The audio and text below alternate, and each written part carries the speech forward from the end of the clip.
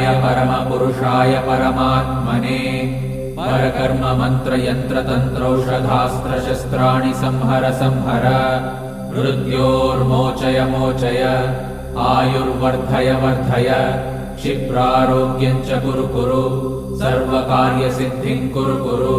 ॐ नमो भगवते महासुदर्शनाय दीप्त्रे ज्वालापरिवृताय सर्वारिष्टविनाशाय सर्वसम्पत्कराय सर्वदिक्शोभनकराय सहस्रज्वालाय परमात्मने परब्रह्मणे परञ्ज्योतिषे हुं फट् स्वाहा।